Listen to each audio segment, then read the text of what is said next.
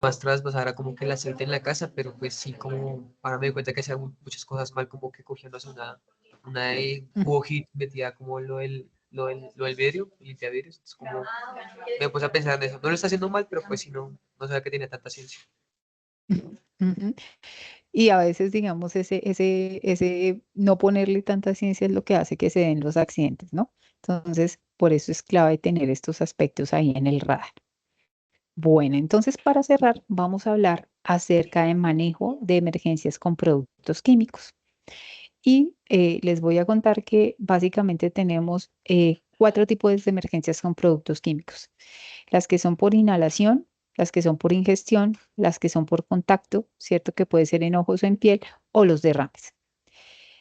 Que vamos a darnos cuenta que, como les decía al comienzo de la presentación, las acciones que podemos tomar realmente no son muy numerosas. Los primeros auxilios que podemos hacer realmente no son muy profundos ni muy amplios, pero sí son claves para permitir, digamos, que la solución se solvente lo mejor posible antes de tener la atención médica.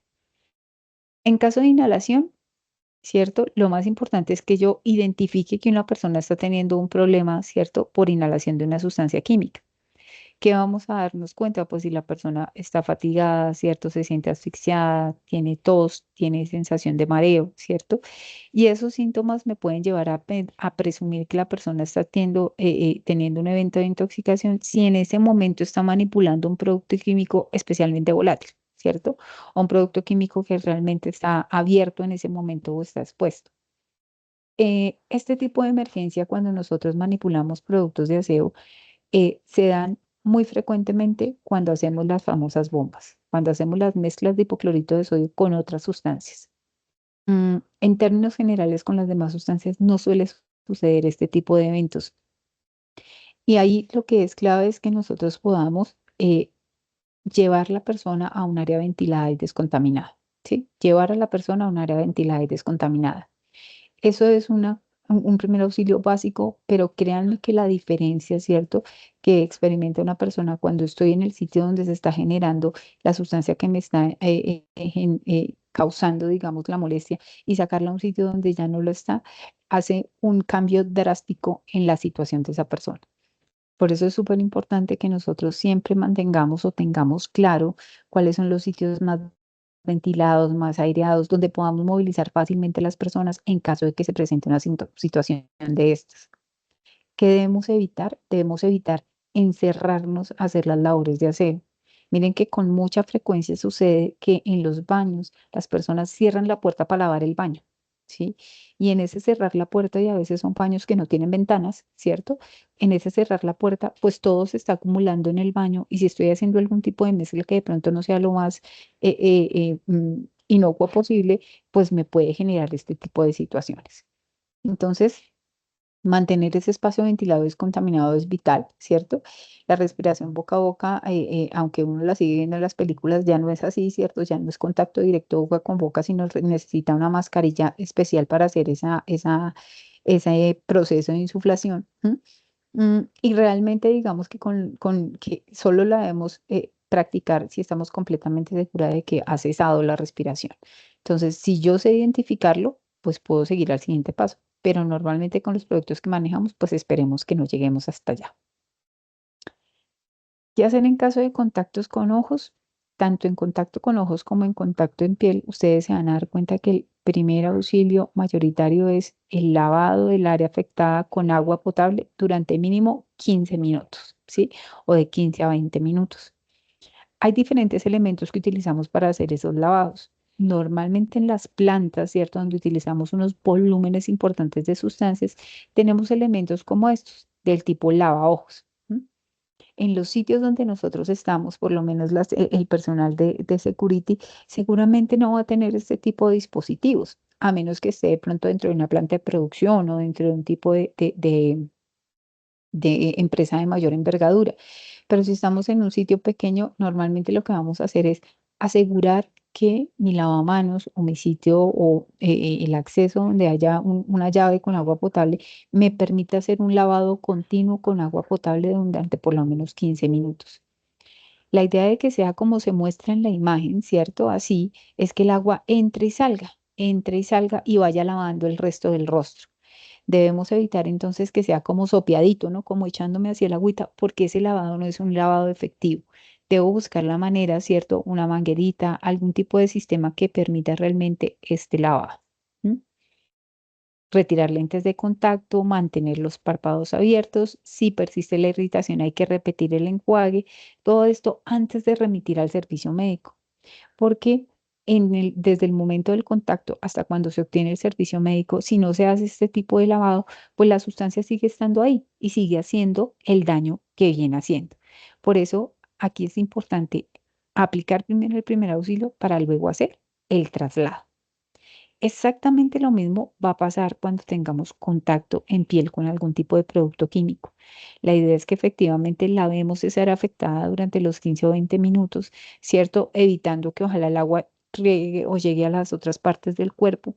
Hay que retirar la ropa contaminada bajo el agua para disminuir cada vez más la concentración del producto y garantizar ese lavado. Y por eso vuelvo y digo, como nosotros de pronto no estamos en una planta muy estructurada, no estamos en una oficina, estamos en unos edificios, estamos en cualquiera de otras instalaciones que no necesariamente son instalaciones que cuenten, por ejemplo, con duchas corporales. Yo tener en mi radar donde hay un espacio lo suficientemente amplio, a veces son las posetas de lavado, ¿cierto? Donde se almacenan los traperitos y estas cosas, o puede ser el mismo lavamanos, que me sirva realmente como un espacio donde pueda generar ese lavado. Entonces recuerden, la idea de ese lavado no es meter la parte afectada entre un baldecito con agua, sino hacer que el agua corra para que lave. Lo que estamos buscando básicamente es lavar. ¿M? En caso de ingestión, pues básicamente no hay que inducir el vómito, ¿cierto? No hay que inducir el vómito a menos que la persona tenga vómito espontáneo, ¿cierto? Si la persona desea vomitar espontáneamente, hay que dejarlo hacer. Si la persona no tiene vómito, no hay que inducir el vómito. El organismo mismo se encarga de saber si lo que entró debe salir, ¿cierto? Y por dónde debe salir. Entonces, ahí es vital que nosotros no busquemos hacer esa maniobra. Y en este caso específicamente de la ingestión, sí es vital correr al servicio médico antes de hacer cualquier otra maniobra. ¿Por qué? No debemos darle agua a las personas. Le podemos pedir que se enjuague la boca como para disminuir, digamos, cualquier afectación que esté ahí, pero la idea es que se enjuague y escupa y no que baje, digamos, eh, em, agua. No debemos hacer, digamos, ninguna otra maniobra, sino solamente eh, remitirlo al servicio médico. Entonces, en términos generales, debo contar con ducha y estaciones lavabojos. Vamos a darnos cuenta que en muchos de los espacios donde estamos prestando nuestros servicios no los van a ver. Por eso debemos es como tener claro qué espacio de los que tenemos disponible nos puede cumplir esa función. Nunca vamos a aplicar cremas, ungüentos, gotas, ni en los ojos ni en la piel, ¿cierto? Porque nosotros no sabemos cómo controlar el efecto de esa sustancia. Lo único que podemos hacer es retirarla. Vamos a notificar inmediatamente y solicitar asistencia médica. Así la persona diga, ya no siento nada, ¿cierto? Todo contacto con producto químico debe ser vigilado por un médico. Y vamos a suministrar o contar con la ficha de datos de seguridad del producto con el que se hizo contacto o se está presentando la emergencia. Esa ficha de datos de seguridad debe acompañar a la personita hasta el servicio médico, porque esa ficha de datos de seguridad le da a las personas precisamente del servicio médico las principales ideas, digamos, o guías para poder atender la emergencia. Entonces, en términos generales, esto es lo que podemos hacer en caso precisamente de estos ejercicios o estos eventos donde tenemos contacto con producto químico. ¿Preguntas ahí, chicos? ¿Dudas, inquietudes, comentarios? ¿Nos puedes explicar un poquito más qué hacer en caso de corrosión? ¿Cómo tener contacto con algo que sea de corrosión? No me quedó muy claro. Ok. Las sustancias corrosivas, acuérdense que hablábamos que son las que pueden producir quemaduras. El primer auxilio con cualquiera de las sustancias siempre va a ser lavar con agua. Siempre va a ser lavar con agua. Hay un tipcito aquí en la edad positiva que está relacionado con que nosotros podamos medir el pH del agua de enjuague, ¿cierto? Esta parte de acá. pero eso es algo que ustedes no van a hacer porque ustedes no tienen disponible ni cinta de pH, ni saben cómo usarla, ni, sí, no es algo, digamos, que les aplique en los espacios que ustedes manejan. Entonces, por eso no hago mención de esta parte. En cualquiera de los casos, el lavado siempre va a ser con agua, porque yo lo que necesito es retirar, retirar, retirar. ¿Listo? Muchas gracias. Bueno, chicos, y ya entrando aquí en la recta final, ¿cierto? Rápidamente vamos a hablar de qué hacer en caso de un derrame de un producto químico. ¿Qué hacemos cuando se nos riega el jabón o el lavaloza o el lavanda o lo que sea en la casa?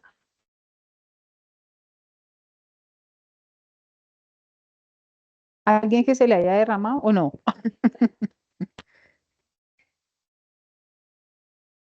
Pues sí, lo que uno normalmente como son productos de aseo, pues lo único que uno utiliza es el trapero, ¿no? Entonces Ujú, coge rápidamente y con el trapero limpia el desorden y pues ujú, lo juega en agua, lo que ujú. normalmente he hecho. Listo. Ujú. Y seguramente todos eso es lo que hacemos la mayor parte de las veces, ¿cierto? Y básicamente ahí estamos aplicando todas, o bueno, la gran parte de las puntos que involucran el manejo de un derrame de un producto químico. Eh, Como estamos, digamos, usando nuestros productos de aseo y normalmente los tenemos en volúmenes pequeños, no sé si ustedes suelen manejar en los puntos galones de 20 litros o si solamente manejan atomizadores o recipientes de 1 litro o más pequeños. Es una pregunta. Yo tengo botellón de postón, pero pues está muy caro, entonces ya no sé si lo voy a seguir utilizando. ¿Botellón de postón de qué? Esos son los de 20 litros de galón, si no estoy mal. Ah, pero para agua.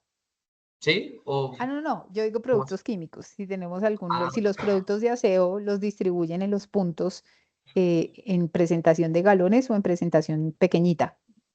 no. O sea, lo máximo que he comprado es como 15 litros de limpiador del piso, pero así más grande, ¿no? Ok, listo. Entonces, hay una guía, ¿cierto?, que me indica qué paso a paso debo llevar para el control de un derrame. Ese paso a paso no significa que yo paso uno, descanso, paso dos, descanso, paso tres, descanso, sino que normalmente son actividades que incluso suceden en simultáneo. Entonces, vamos a mirarlas y vamos a comparar esas acciones con el control del derrame que nos expuso ahorita la compañera. ¿Listo? Entonces, siempre vamos a hablar de un punto cero que es ubicar el kit de control de derrames más cercano y colocarnos los EPPs. Si nosotros pensamos en recoger regueros que están asociados, ciertos derrames que están asociados con productos de aseo, ¿qué haría parte de ese kit del control del derrame? ¿Qué EPPs, por ejemplo, debería tener disponibles?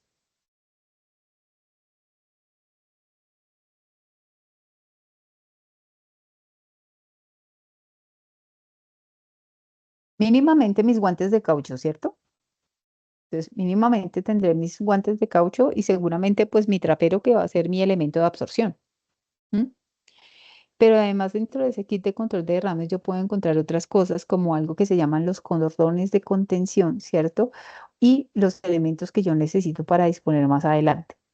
Entonces, cuando se presente un derrame, lo primero que yo debo tener claro es que debo colocarme mis EPPs y buscar los elementos con los que voy a controlar ese derrame. Lo segundo es que debo buscar una forma de asegurar el área, es decir, que mis otros compañeros no pasen por encima del derrame o que el derrame no vaya en sentido de algo que vaya a aumentar una emergencia. Normalmente para ese asegurar el área, pues yo utilizo una cinta de seguridad, ¿cierto? Sin embargo, en los espacios donde seguramente estamos allí prestando nuestros servicios de security, pues no tenemos sino una oficina, ¿cierto? O tenemos una salita pequeña, o no vamos a tener una gran infraestructura para necesitar incluso cintas de seguridad para señalizar el derrame. Muy frecuentemente en este tipo de instalaciones que utilizamos, el cosito que utilizan las señoras para ventear los pisos, para secar los pisos, el que dice piso resbaloso, esa puede ser una buena señal que me sirve para colocarla ahí y evitar que cualquier otra persona vaya a pasar por encima del derrame. ¿Qué debo hacer? Debo valorar el área, ¿cierto? O sea, identificar qué fue lo que se regó, ¿cierto? Identificando qué fue lo que se regó, saber si fue que se cayó un tarro y entonces ya lo puedo poner de pie, saber si es que se rompió una tubería, saber si es que se rompió el envase por debajo, si se dañó una llave. para poder identificar esa fuente y controlar en la medida de lo posible la fuente